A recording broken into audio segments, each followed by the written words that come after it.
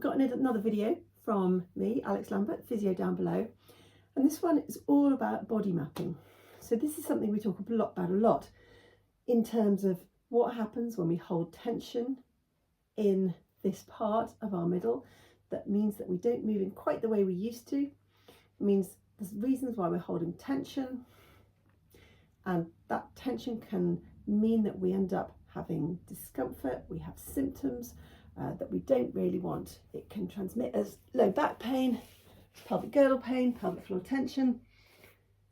But body mapping is a way of reducing that tension in our low back and in our pelvis by thinking about traditional cat and cow movements. And just simply doing cat, cow has been shown to improve body mapping within the brain and how our brain interprets symptoms within our body. So it's a way of understanding and processing physical tension, thinking about what it feels like, how different sensations feel. And that pelvic tilt, the very simple tilt of our pelvis, we know can actually change how our brain feels about certain symptoms within our body.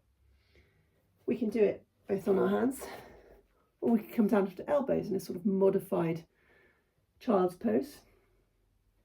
Changing it up, we might even bring up one elbow as we continue to sink from cat to cow. Might try the other elbow, continuing to create as much variability as we possibly can. If we can do that every day, we're going to begin to change how our brain communicates with our body, reducing tension in our low back, pelvic floor, pelvic girdle. So coming off elbows, back into all fours, and just thinking about that tension and mobility that we hold in the pelvis. Can we move from side to side as we come up into arching, hissing cat and sinking down into that cow? Can we breathe out into cat, drawing that tailbone, tucking it down between our legs, keeping that pubic bone together, and then breathing in, allowing that tailbone to rise all the way up to the ceiling, creating a space within the pelvic floor. Remember, breathing out into cat, breathing in into cow. Can we really exaggerate that now? You're really arching that upper back, feeling it across that brow line and all the way down towards knicker line. Inhaling. So come into that more relaxed version of the cow. So think again. Does our pelvic floor shorten as we tighten? What's happening to our pelvic floor? And then when we come down into that cow, what's happening abdominally, pelvic floor, pelvic girdle? So we're going to exaggerate that cat and exaggerate the cow. Continue to twist. Let's try something else. Let's try having knees together. So we've got knees together, arching, cowing, arching, hissing cat. And how are we feeling about that pelvic floor?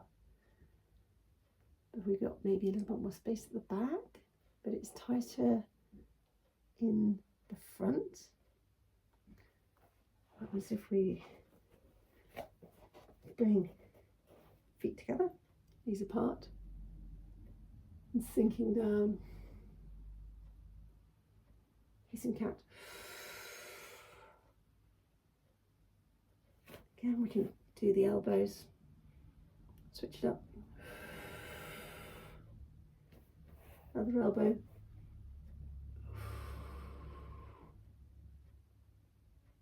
Just feeling what's happening in the back, the upper spine, how that connects with the pelvic floor. Okay, let's come back to Wrists underneath shoulders, have a wiggle if it's feeling a bit intense on those wrists. Knees under our hips. And now imagine that we're in a big pot of jam or peanut butter, and we're going to scrape out every corner of that peanut butter jar. We're going to get to each corner. We'll try and get every single bit of peanut butter out.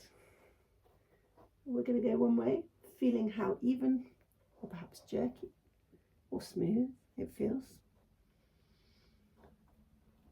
You're all the time going from that arch up here to that sinking down. Then we're going to switch sides, go the other way. I was going anti-clockwise, I'm going to go clockwise now. Arching up, sinking down. What does my pelvic floor feel like in different positions? Right or left? We're not trying to make anything better or worse, we're just checking in, seeing how it feels. Just appreciating what our body is able to do, how it's doing it. Right, we're going to go back to how we started with our original cat-cow. Arching our back like a hissing cat, looking down at the mat, and then inhaling as we come back to our fours. And just noticing that after all those different movements, does it change how we're feeling in our spine or our pelvic floor? Do we feel looser? Do we feel more connected to ourselves? A wonderful way to finish. And I think finishing in a child's pose, head connected to the mat, and just breathing into that is a really lovely way to finish that set of movements. Take a couple of breaths deep into your ribs, thinking about that inhale coming all the way down to the pelvic floor. Excellent, wonderful job, well done.